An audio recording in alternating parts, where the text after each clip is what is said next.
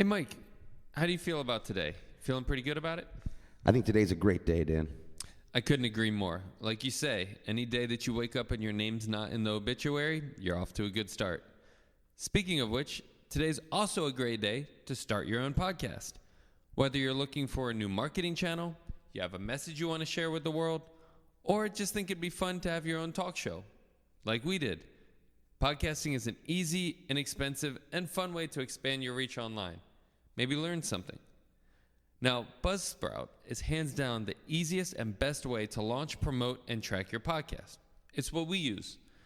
Your show can be online and listed at all of the major places podcasts can be found, like Apple Podcasts, Spotify, Google Podcasts, etc., within minutes of you finishing your recording. You know, podcasting isn't hard when you have the right partners. And the team at Buzzsprout is passionate with helping you succeed. Join over 100,000 people just like us, sharing their message, already using Buzzsprout as the conduit to get their message across the world. We use Buzzsprout, and we love it. Buzzsprout will give you a great-looking podcast website, audio players that you can drop into other websites, detailed analytics to see how people are listening, tools to promote your episodes, and much, much more. So here's what you'll do if you want to start your podcast today. Follow the link in the show notes. This lets Buzzsprout know we sent you. It gets you a $20 Amazon gift card if you sign up for a paid plan, and it helps support our show. So make it a great day today. Get on to Buzzsprout and start your podcast. Inform the world. And of course, always analyze responsibly. Cheers.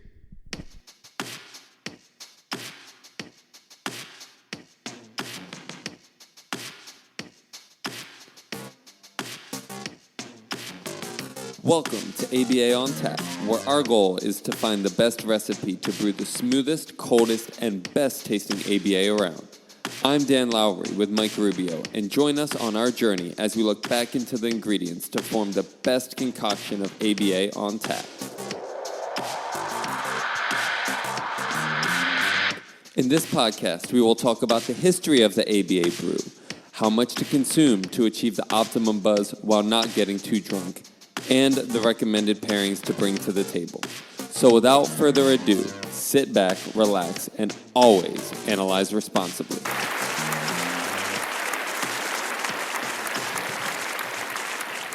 All right.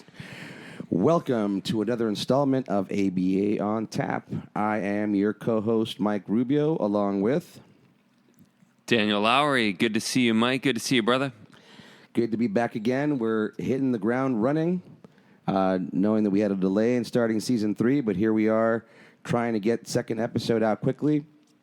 We ended up doing a part 1 on joint attention that laid down all the historical groundwork and why we happened upon the idea of joint attention. We're obviously not the first ones, but we're excited about our integration into the treatment model and how it kind of took a place before imitation in many ways, particular to our early start learners or those kiddos under the age of 3. Part 1, just a little history lesson on how we got here, how Mike's expertise in various different realms was able to synthesize to get us to this joint attention piece. And hopefully by the end of this series on joint attention, for those of you that are practicing ABA, you'll be incorporating it into your programs. And those of you that are consumers will go to your ABA providers. And if they don't have joint attention programs in focus, you'll be asking them to change the way they do things. So without further ado, let's talk about what it is. All right, so I'm going to have to take a little bit of a historical step back yet again, just briefly, to talk about the idea of imitation. And as far as the literature I look back at in terms of our purposes or the integration into behavior analysis, so to speak, it was our dear friend and mentor Lovas in 1966 that maybe early on first, or maybe one of the first to introduce the idea of teaching verbal and nonverbals in response to a verbal SD. This could very likely be the origination of one of our traditionally favorite SDs, do this. All right, so we're talking about imitation here. Do what? Well, this, right? Your head, this. Okay. Are you watching me? Do this. This. Got to do this. That's gotcha. Nonverbal imitation. Okay. Oh, wait, do you want an object? That's a whole separate program. Okay. We can't bring those together. because I'm not sure why, but we're going to try to debunk that myth. And yes, you can do it that way, but you can also do it the way in which we're But the target is here. this. Gotcha. Okay. Do this. All right. Are you watching? You weren't attending, so you can't imitate me non-verbally. But that's a minus. You get my point.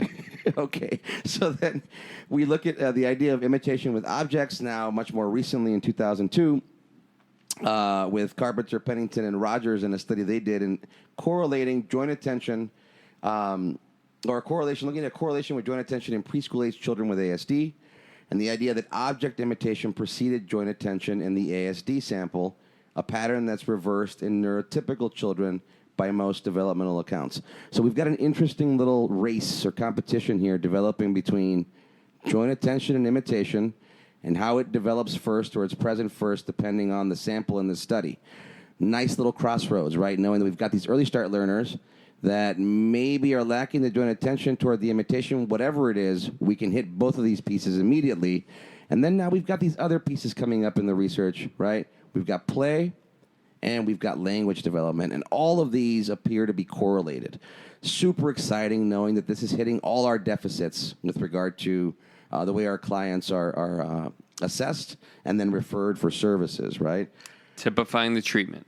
So historically, joint attention or early intervention in autism has prioritized imitation skills. But knowing that specific to these early start kiddos, we kind of have a competition here. So instead of prioritizing imitation, the idea is now to maybe prioritize or at the very least put in parallel this idea of joint attention. And it doesn't have to be in program mode, meaning that what we're talking about is more joint attention as a mode of presentation. You're always doing these things with sight and sound and moving things around the visual and auditory field to get your kiddos to look around and take in their entire environment.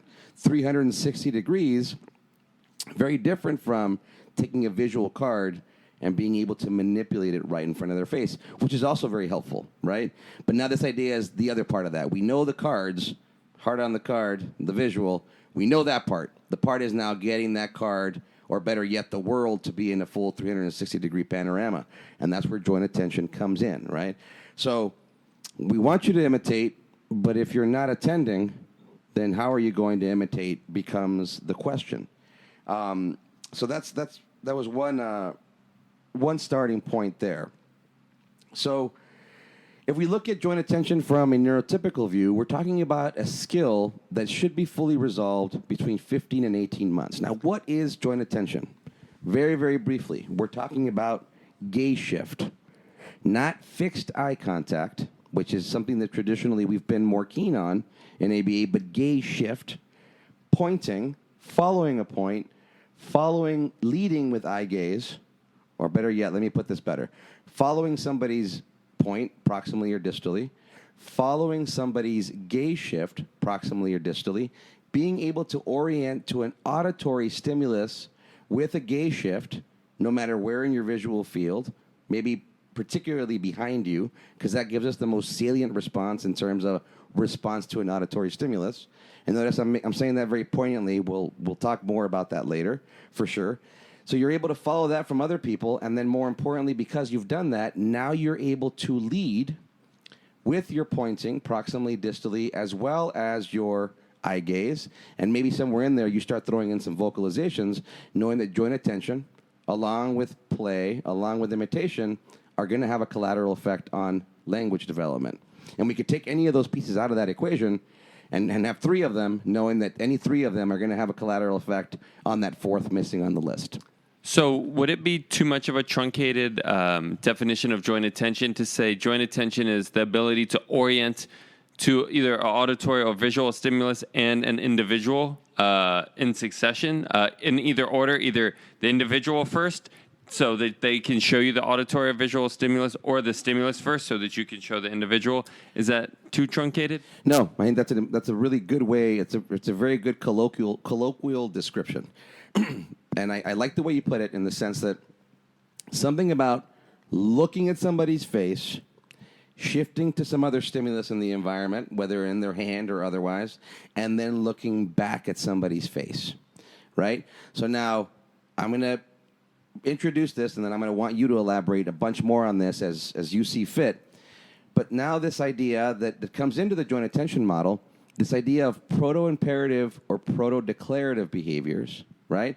Proto-imperative means that I am looking at you, getting your attention, making you follow my gaze and my point, for example, towards something high up on the shelf, and then looking back at you. In that point, I'm either sharing that sight with you, or maybe I'm asking you to get it for me. The difference between those two is what in the developmental research or developmental framework we call proto-declarative or proto-imperative behavior. I'm going to pass that right over to you because I know you got something to say. Yeah, so the way I like to think about it, again, correct me if I'm wrong, is I like to think about it as you and me or me and another individual are in an escape room and we can't talk. And how am I going to communicate where things are in this escape room for the other person?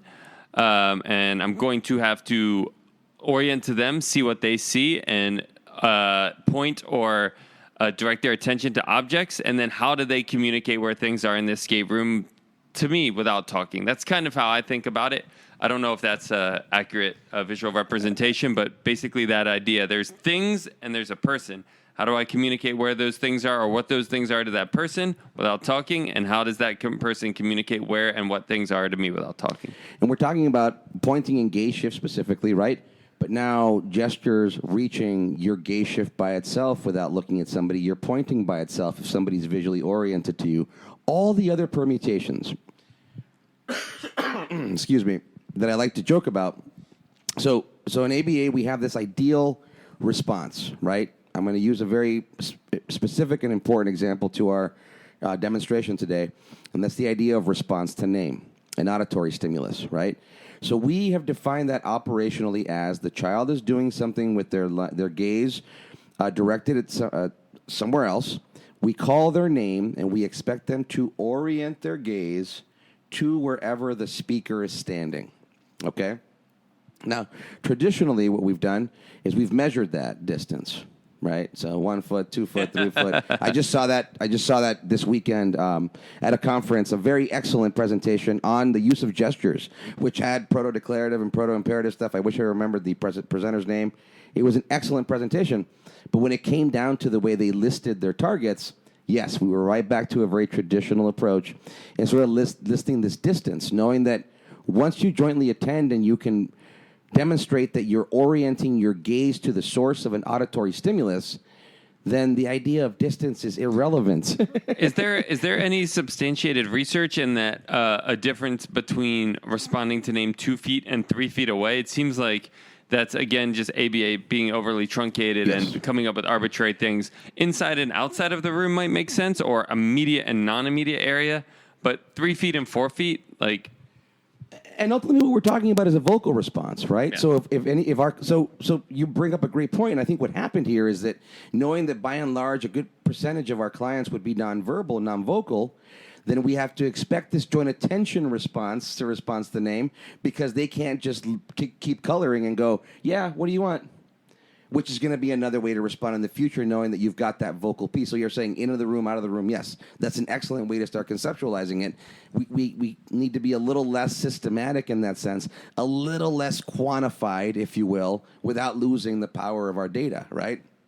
So that's been a very important sort of shift in our thinking here, knowing that we've got this idealistic response to an auditory stimulus, or more specifically, a response to name, which now looking at some of the research in joint attention as applied to populations of young children with ASD, and I have to immediately give a ton of credit to Laura Schreibman and some of the research in the early 2000s that was put out in the PRT model, because without that, there is no way we could have embarked on such a clear path, if you will, even though we're kind of blazing new trails, in combining these ABA-based practice like PRT and best practices in early childhood. So shout out to Laura Schreibman. I think 3 of my units for my UCSD degree are courtesy of her. Good class. She's obviously very into PRT. Yeah. Very informative class, though. And just historically speaking, in case, and I hope I'm not getting this wrong, I know that the Robert and Lynn Kegel are definitely had been graduate students of Lovas. I believe Schreibman fits the same mold. So we're talking about people that also were exposed to DTT very early on. And Ron Leaf was another one of those. And then decided to sort of mold or progress or evolve that model, if you will, a little more. And all we're doing is undertaking it and saying, does it have to be so specified and recipe-oriented in terms of being specific to ASD?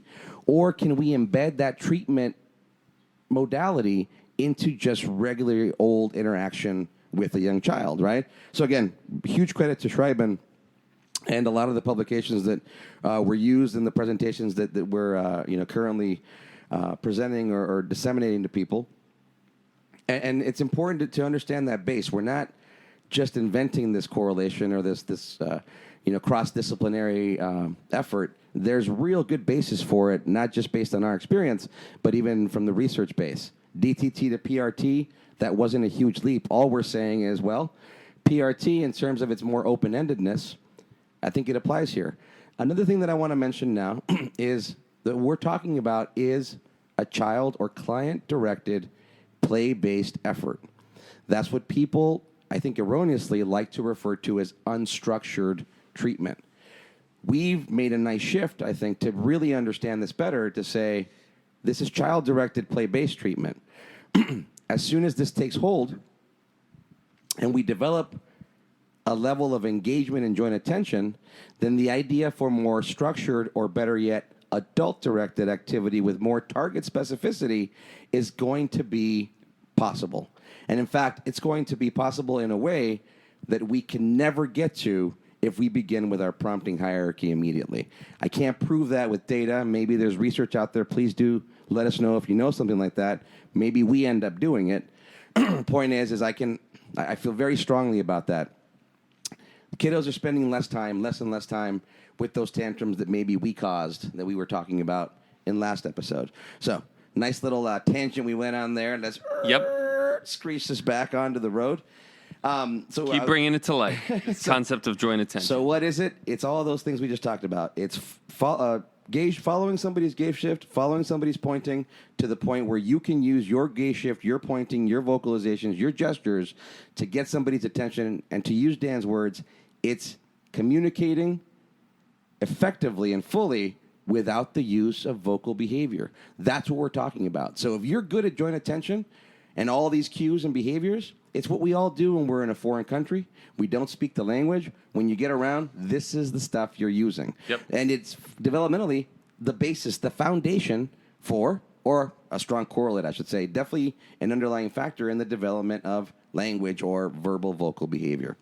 Happens all the time, right? Maybe you're out on a double date or something like that, and you want to show your buddy a stimulus that walks by, but you can't bring it up, so you're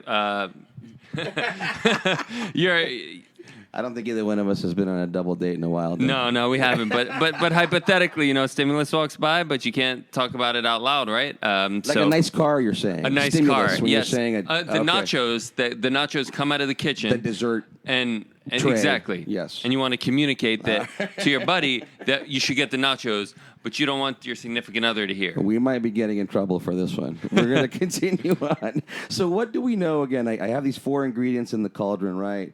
Joint attention, imitation, play. Somewhere, all those 3 things are necessary for language. Although obviously having more language is going to help your play skills and your imitation skills, because now you can imitate and develop more vocabulary by imitating vocal behavior, so on and so forth. But what am I imitating if I can't attend to something? Back to the root, right? That's what we're saying here is doing the joint attention. It might be first in line in so-called neurotypical development. We're playing with that seesaw there. Little imitation, little joint attention, little imitation. It's a dance. We're going to go back and forth, right? Knowing that imitation might have much more clear targets in our programming that we want to see happen, but joint attention is going to be our constant mode of presentation to try to get this out. Yep. Now, what does the research say? All right? Looking at really, really important developmental research in linguistics. 1988, Elizabeth Bates, another UCSD product. Imitation is associated with the development of language and joint attention skills. Now, if we look at research in ASD, it tells us that imitation may be a primary deficit in ASD. So if you can't imitate, then how are the other correlates, joint attention, play, and language going to fare, being the question there, right? So now looking at research in 1997, Stone et al., imitation of body movements and motor imitation and development of expressive language in children with ASD are highly correlated. So this is where we get the idea of nonverbal imitation without object, right? Body movements, nonverbal imitation with object. That's now play, because if you're imitating somebody with a toy, guess what you're doing? You're playing. And the development of expressive language in children with ASD. So if you do these two things with kids, they fare better in language development. Okay, it makes total sense. Man, right? nonverbal imitation with object. That's quite a overtask analyzed way to come up with the term play. And again, if you think about what imitation is in that sense, now developmentally, I love that you say that, right? I do something, you do something, I do something, you do something. If you're a 2-year-old, that's called parallel play. Absolutely. No, okay? I've just never thought about it like that. It's so just think about it from because I've always been, in the field, so it's hard to think about it objectively or step outside yourself. But think about the difference between, even as a BCBA telling an RBT, hey, go play with a child, versus, hey, go run these 8 nonverbal imitation without object trials. Man, one is so much less enriched than the other one. That's perfectly stated. Now, if you're adult directed, right, you come in and you've set the tone, you've set the schedule, you've decided the activities, you've decided the toys, right? Completely adult directed, quote unquote structured. If we look at it from a parenting perspective, now you're an authoritarian parent as opposed to an authoritative parent or a child-directed therapist who comes in, builds a little rapport using some basic techniques, contingent imitation, linguistic mapping. We'll get more to those in a little bit. And then you get to learn from the child what they can actually do, what they are doing, so you can imitate that. They notice you, now you can change the SD and get them imitating you. So it's all sort of correlated, and you're absolutely right. It's been our better practice as task-oriented, very analytical professionals to break everything down into these small pieces. Well, an example I've used in the past is almost like you take your car apart to every single component, right? Rebuilding that's going to be very different than if you just have certain components to piece back together. And that's what we've done, I think, traditionally, is we've taken the car fully apart, every screw, nut, and bolt, and then some spring flies off, and now you're rebuilding it, and it doesn't look the same, where we could have just reconfigured bigger chunks of it and made the car run more smoothly and more efficiently, right? Absolutely. And we've never put them together to make the engine. We've just had them all be separate parts that didn't ever really amount to anything other than this is a radiator and that's all this will be, and this is the water pump. No, absolutely. So from a developmental perspective, again, all these features we're talking about are correlated. So asking the questions, where does the difference come? Where does the bifurcation occur? Where it makes a difference between a child who remains quote unquote neurotypical versus one that then goes on to face more not more challenges necessarily, but challenges particular to traits of ASD, especially from a social perspective. So knowing that ASD affects all of these socio-communicative behaviors altogether, and imitation was traditionally our starting point in ABA, we asked the question again. Well, if joint attention is a correlate here, how do you imitate without jointly attending, right? Now, the answer is you get prompted to do so in some sort of errorless learning scheme. Not being critical of that. Those are very important tools in our toolbox. Don't put those away. Keep those handy if you need them.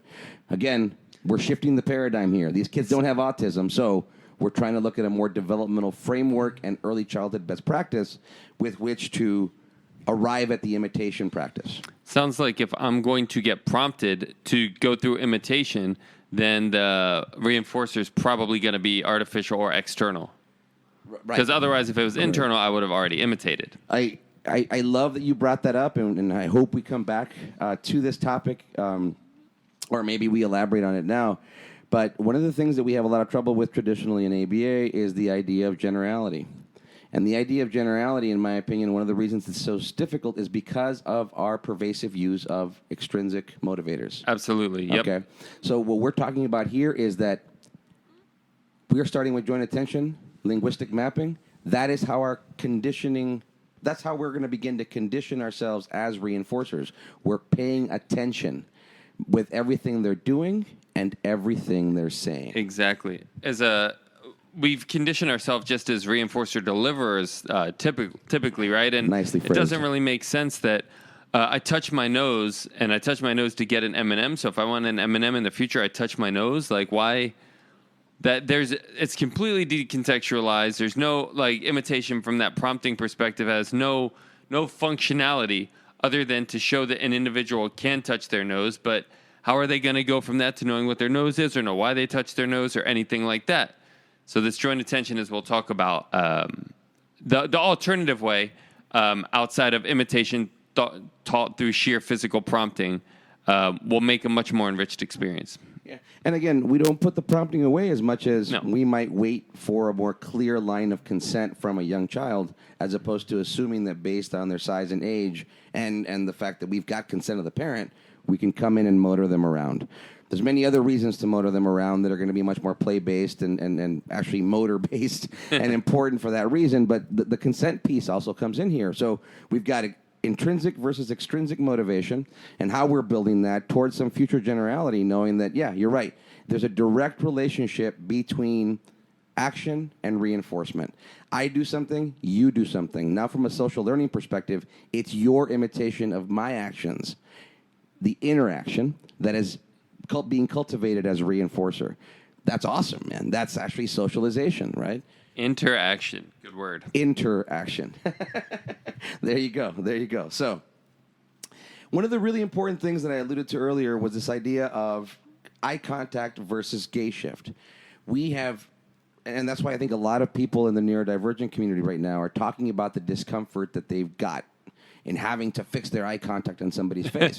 We're doing that to each other right now. It feels awkward even though we're in the same room and we know each other well, but you never really talk to people like that. If you think about it, the way you talk to people is gestures, you're saying hi to somebody behind them as you listen. There's a lot of joint attention, gaze shift, pointing, reorienting to the speaker and reorienting to something else, back to the speaker's face, down to your hands, grabbing a drink, putting the fork in your mouth. It's something all crazy happens. based. Right. Something crazy happens away from you. You're looking at that and orienting to the person. And from our task analytical perspective, we've always had this really linear approach, right? You're going to look right at me and stare into my eyes as we speak, and you better do it, or You are not being hypnotized. You are getting sleepy. Yeah. So really knowing that our eye contact is never fixed. In fact, communication is often involved, even if we're trying to look at something in a fixed manner. Our eyes naturally move side to side, right? There's a saccadic eye movement. It's never really fixed. So when we start talking about gaze shift, that's very exciting. It's much more functional than this idea that you have to orient to somebody's face to be polite and eye contact is a deficit. It becomes more developmentally based. The reason it's good to look at somebody's face, like you were saying earlier, is that now you look at an object in your hand, for example, you look at them, they tell you the name of that object, you get to hear the word and see the word as it's shaped from their mouth. So that's as in ABA we'd call reflexivity, symmetry, and transitivity, right? Taking a stimulus and putting it in 3 different modalities. That's exactly that. That's perfect. Thank you for that. Thank you for making that so clear. That's exactly right. We're hitting all of those pieces all in one, and we're doing so naturally based on natural interest and engagement within this child-directed, play-based approach or setting, okay? Super, super important. Again, going back to this idea now of response to name with this idea of gaze shift and the ideal response we're looking for in ABA, we've traditionally used as a fixed target, right? RTN. In fact, it even has a nice acronym and abbreviation.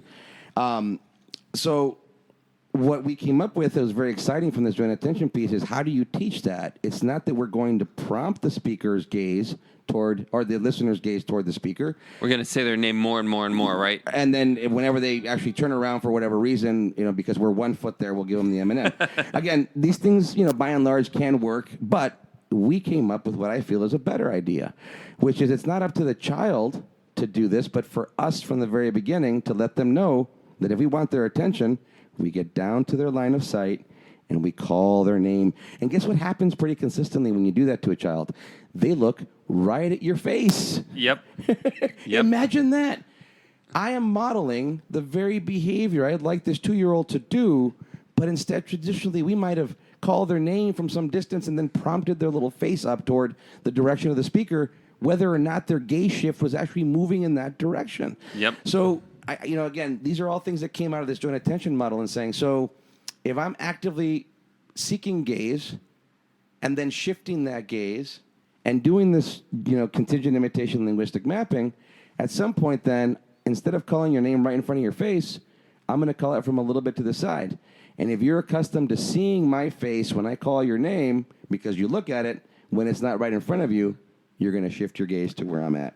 Yep. No matter where I'm at, whether it's 1 foot, 5 foot, 10 feet, whether it's raining, it's this RBT, that RBT, it doesn't matter because now name means something, and it's never gone through some sort of extinction-based inadvertent procedure where it got called over and over and over and over again to no appropriate response. Yep. And I think programmatically, one of the things that was most useful and enlightening and tangible is changing these programs from response to name to response to RAS, response to auditory stimuli. And that's really the prerequisite, because then you're figuring out, because some of the clients that we work with don't respond to any auditory stimuli. That's an issue that we got to work on. But 95% respond to auditory stimuli, not their name. They'll respond to the iPad turning on. If somebody bangs, they'll turn and orient to it, but they won't respond to their name. And again, what we would do traditionally is just keep calling their name and mark it as minuses, but it's not on them. It's on us, because we're the reason that one auditory stimulus, again, the name is no different than an air conditioner turning on, a fighter jet overhead. It's just one example of an auditory stimulus. One of those they don't respond to. Why? Because it's been conditioned. So it's on us to change it, kind of like you're saying. So that changing response to name to response to auditory stimulus, number one, has been, I think, really enlightening and beneficial for the clients, but also for the parents and the therapists to realize, it's on us to change, not them. And you can certainly prioritize name on that list of targets. We're not saying no, and in fact, what we found is you don't even have to specify the targets by and large. You just have to keep presenting auditory stimuli in a way that they can demonstrate gaze shift toward that, and then, provide the adequate reinforcement, whatever that might be. By and large, we've dropped a lot of stimuli that were designated for extrinsic reinforcement, right? We don't use that anymore. The stimuli that are there are just play stimuli, right? The play becomes the motivating operation, as we like to say, in which to practice these skills. And then now you're interacting with a 2-year-old. But we've got our treatment expertise embedded in those so-called trials. Discrete trials traditionally have been sequential, all in one concentrated, chunk of time.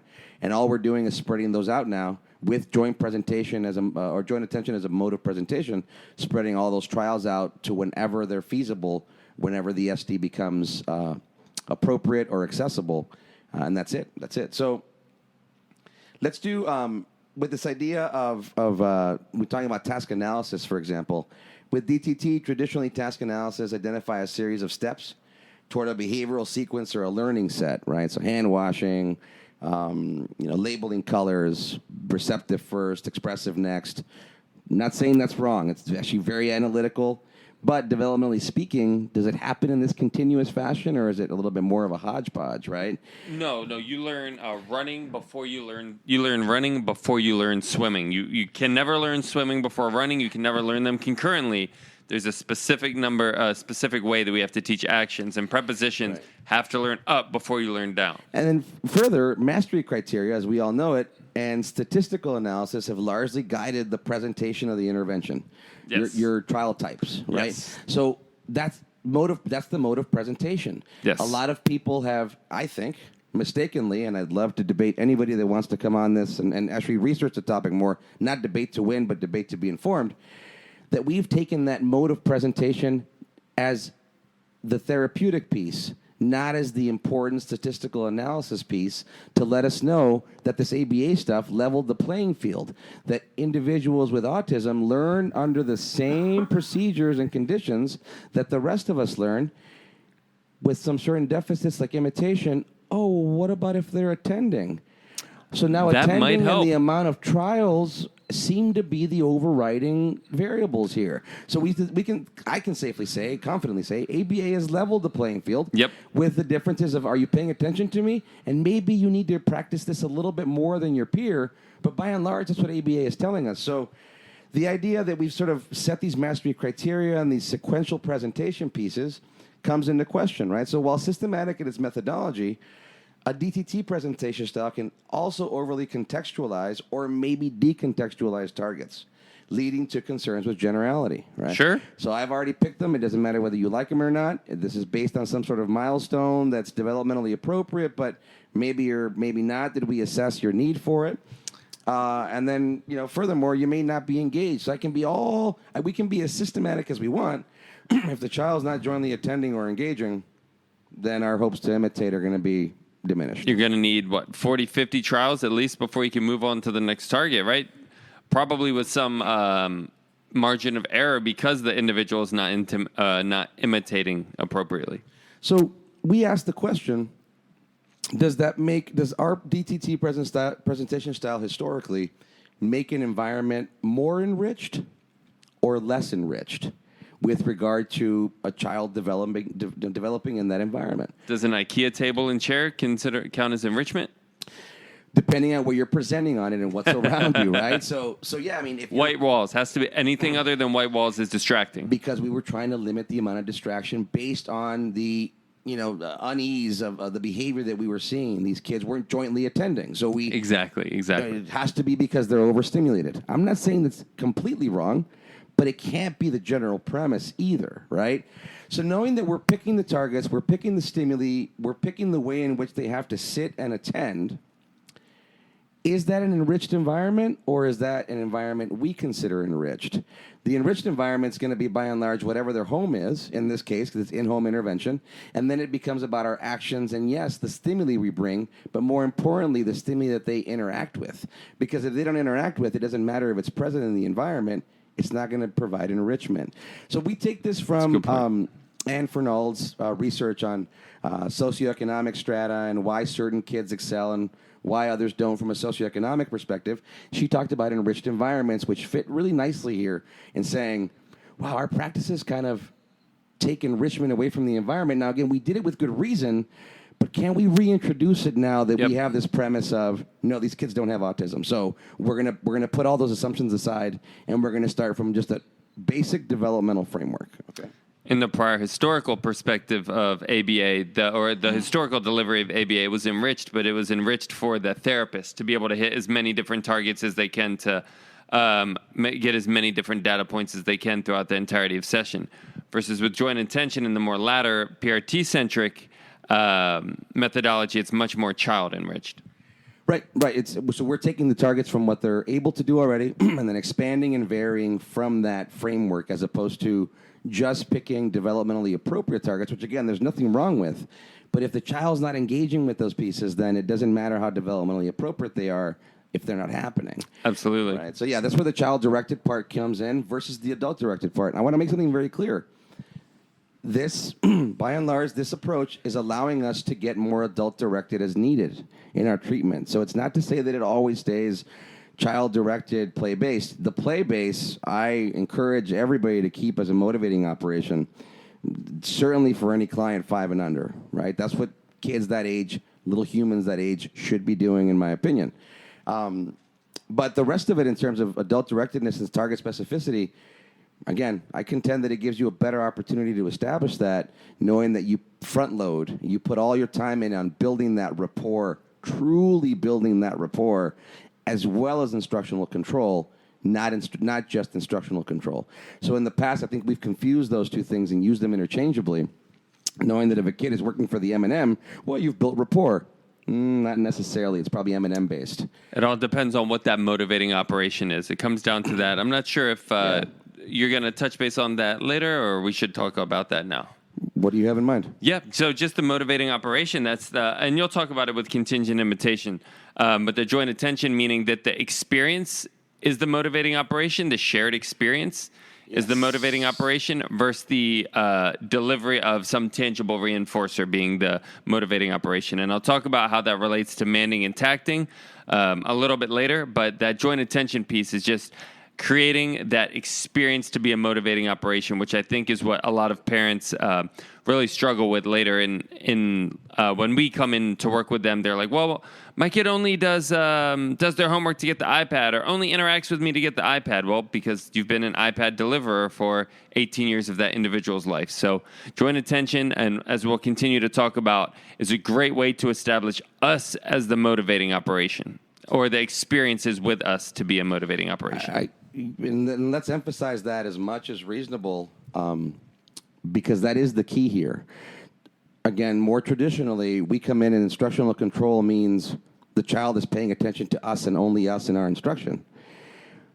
In this approach, what we're doing is we're flipping it on its head. Yes, we want that instructional control, but we come in by modeling that level of attention that we desire later. And that is, I think that is the key for me.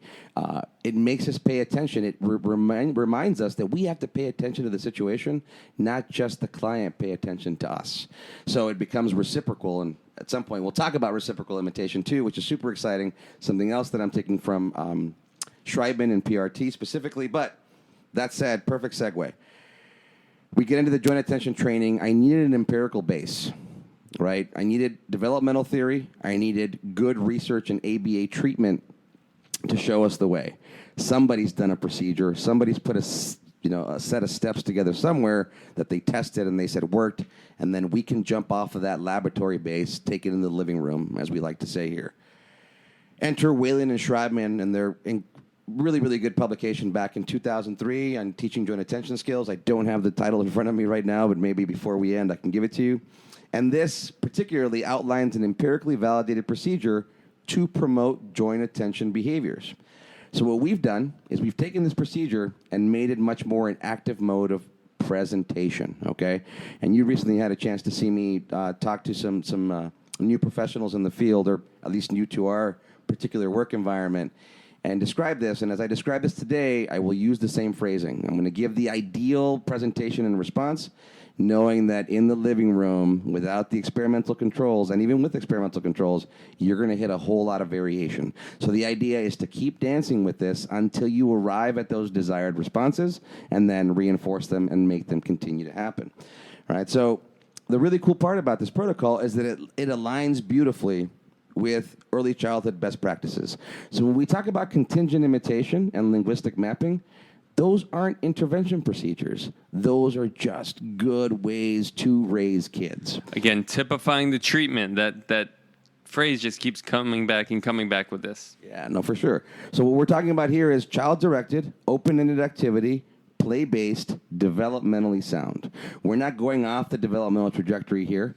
We're going to keep it just the same and treat these young kids like we would any 2 or 3 year olds that just need good interaction, good play activity. All right, and this is how we promote an enriched environment. Right, increasing the variety of language or vocal behavior models through linguistic mapping.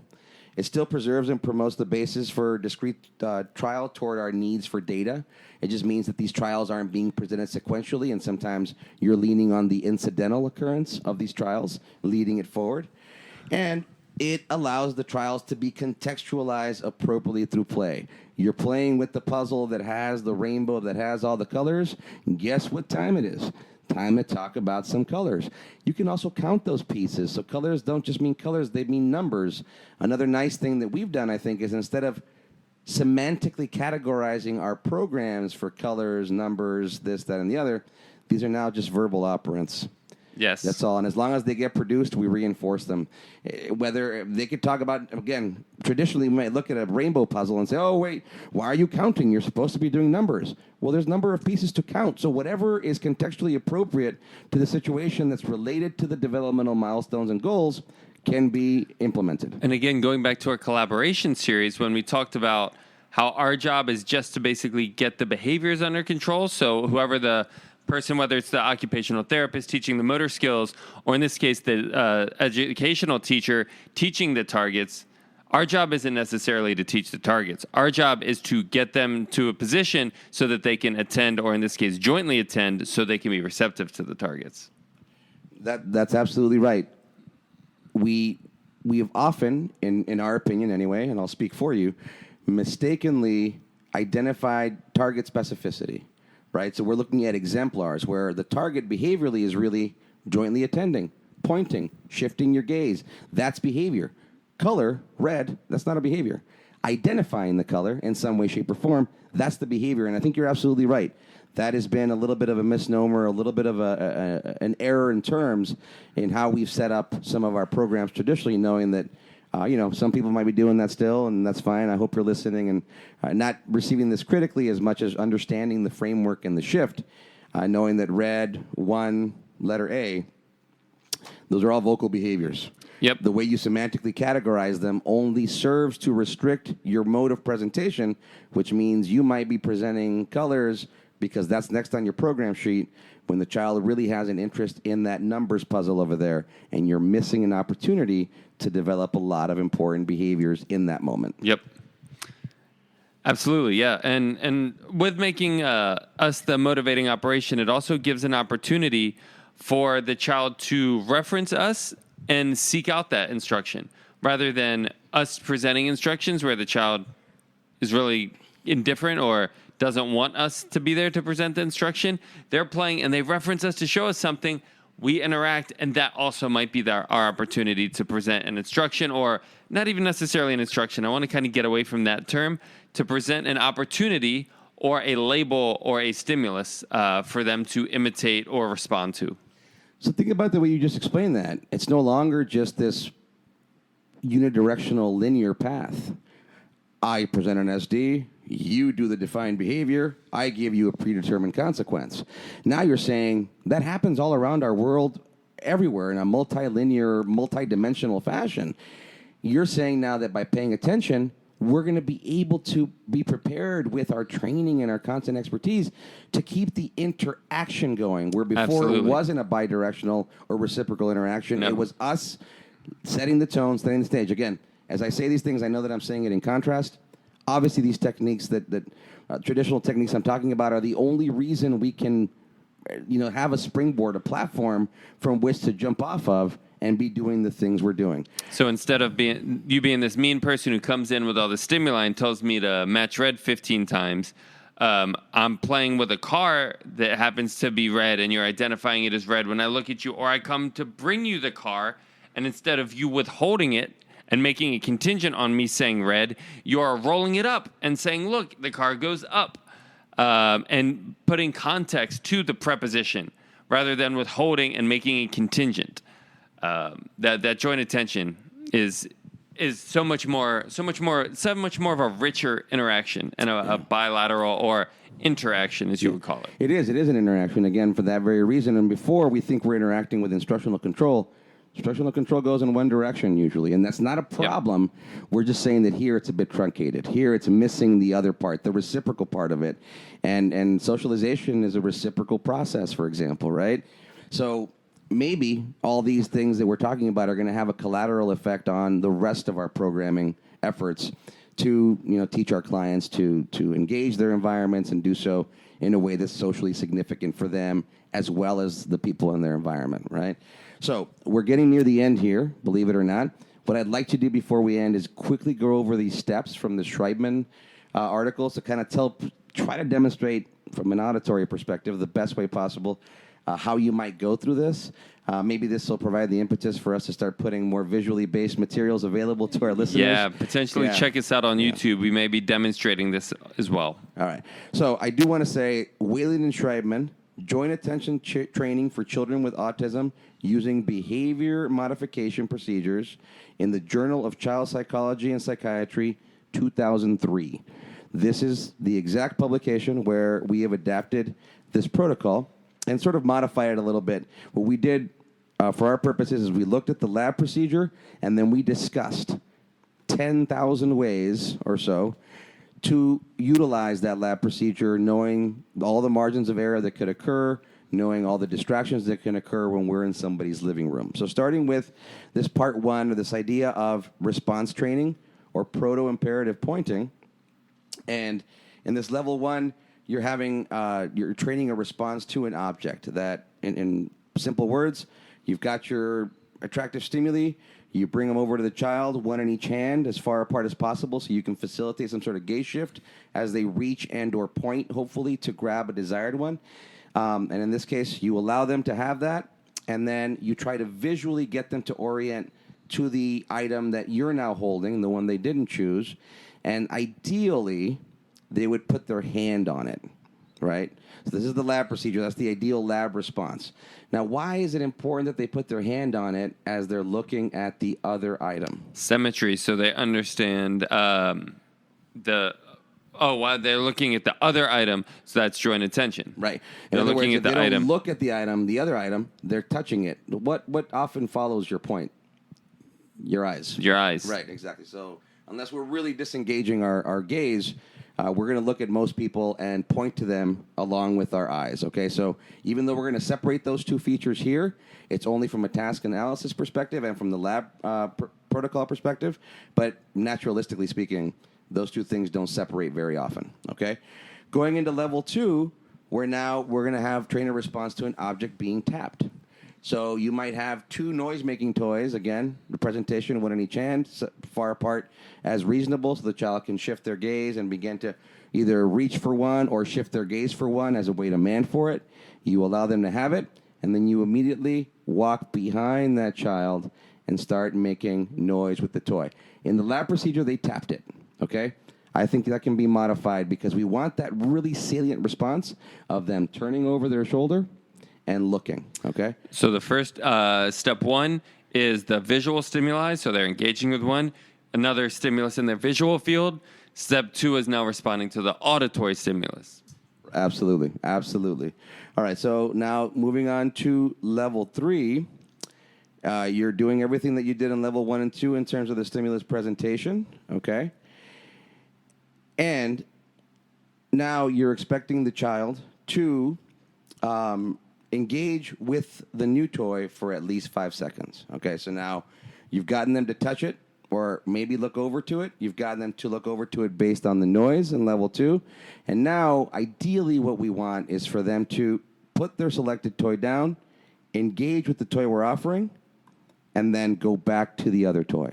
Now, let's say that we're in the living room. That was the lab ideal response. We're in the living room, and the child keeps the toy that you offered them.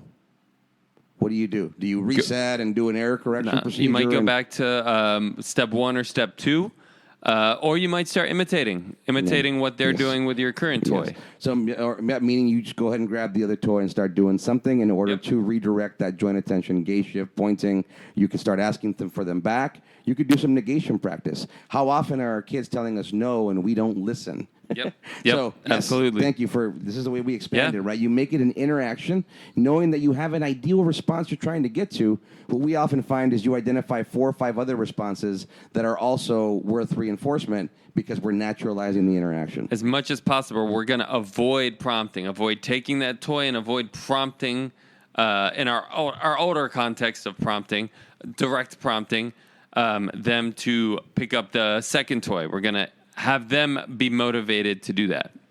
Now we're moving on to level 4, which is something that, again, when I say these levels, we have a tendency in ABA to make things sequential and in order, meaning, can't do level 2 until we've passed level 1. No, I recommend that you do all these things as an active mode of presentation, mixing all of this stuff up, like manding with eye contact, right? Or gaze shift, meaning that I do the same presentation here on level 4. I offer the 2 objects. The child reaches for one. I go ahead and give it to them, but before I release it into their hand, I make sure that their gaze shift is oriented to my face.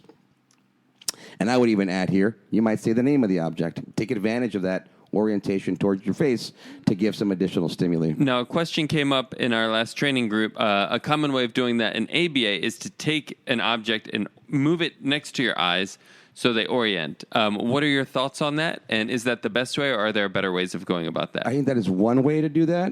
What I really want to reinforce in that comment is the notion that you're trying to actively work at aligning that gaze shift, at making not just the child look at your face, but making your face accessible to be looked at. So yes, do that, or bring your face to the child. Yep. Okay? So yeah, thank you for bringing that up. Again, this is the important part of this conversation for sure. Maybe one of the more important parts is that dynamism. We were very unidirectional in traditional ABA. What this is doing is really making it a reciprocal interaction. I do, you do. It wasn't what I expected you to do for reinforcement. That's okay. Let's try again. There's no error correction here. We're going to go with the context and the flow and keep things appropriate from an early childhood basis. It's all about maintaining those MOs. If we start to withhold and lose that MO, then we're screwed, and we got to deal with that whole tantrum. Exactly. So moving on to the fifth level, and now having the child follow your point toward an object. Now, if you've done all the first 4 levels actively, yes, this might be a little more difficult. You might have to wait on this one. But the idea is that now you're slowly building that child's attention to sight and sound, and then shifting it now to your finger and the flow of your finger to where it goes. Okay? So that's almost an expansion of level 1 of the visual stimulus. So it's not the actual stimulus. Your finger now becomes the stimulus. It's absolutely the extension, because your finger is now going to be defining where that desired stimulus might be, right? Yes. And almost in theory, like you said, it's not necessarily sequential. Depending on the situation, you could almost go from level 1 to level 5, right? Yes, absolutely. In fact, I would say that in level 5, as you're trying to get their visual attention to the item they didn't pick, you're modeling a lot of that gaze shift and kind of looking at the object and pointing at it. You're doing a lot of those things actively. Absolutely. So that's where our active mode of gaze shifting and pointing is going to have to occur, along with now contingent, imitation, and linguistic mapping. We've got our nice stew boiling here. All right, so they're following your point to finally level 6, where you try to get them to follow your gaze based on the direction of your head turn, right? Knowing that those things are very rarely going to happen separately, unless you're, quietly trying to get away in some escape room and you're looking at somebody straight in the eye and you're kind of looking to the side. I don't know if that makes any sense right now from an auditory perspective, but the point is that your eyes are going to follow your finger traditionally, as well as your head and your eyes are going to move in a directional synchrony. And that could almost be after phase 4, because phase 4 is about them referencing your eyes with the object. So you could almost theoretically skip level 5 in some circumstances. And as they're referencing your eyes, and then work on going straight to level 6 where they're referencing your eyes, and then you take that as the opportunity to now look at something and see if they imitate you looking at something. That's absolutely right. Now, that's them following joint attention cues. That graduates into, and I'm going to be a little brief about the second part, because we've actually been very brief in the development of the second part, leaving it very naturalistic and not necessarily following the research protocol. But part 2, in terms of proto-declarative pointing. So proto-imperative, as you can see, was a lot about being able to ask for something, right? Proto-imperative. Proto-declarative now is about sharing the experience. And there's 2 or tacting. So we call proto-imperative manding in ABA and proto-declarative tacting in ABA. Exactly. And those are, by and large, as far as I can tell, pretty interchangeable. Just 2 different disciplines defining very similar behaviors. Okay? I think Microsoft Word spell check likes one group much better than the other group. Microsoft Word spell check does not like the protos at all. Okay. Be warned. I'm looking at it on my screen right here with a big red underline. Okay. So that comes down to 2 conditions. Excuse me. The first is the basic premise of having the child go show something to their parent, or whatever direction. Basically send a message. You're working on a puzzle. Oh, go show your mommy you finished the puzzle. You did some scribbling on a page. Go show your daddy your picture. Whatever it is now I'm taking something that I made, and I'm sharing the experience and traveling to do so. Okay? And the motivating operation there is parental attention, correct? Well, yes, yeah, and for maybe sure. some sort of vocal reinforcement back from the parent. And then from a joint attention perspective, that we're going to get the parents pointing and or gaze shifting to get directed to that interaction, stimulus, child alike. Yep. Make sense? Yep. Okay, now the second one's a little harder to contrive. Because in the lab, they had settings that were controlled, and they could put novelty in those settings. So they would get a child accustomed to a certain setting with certain pictures on the walls and toys that are available, and then they would make some novel stimuli available.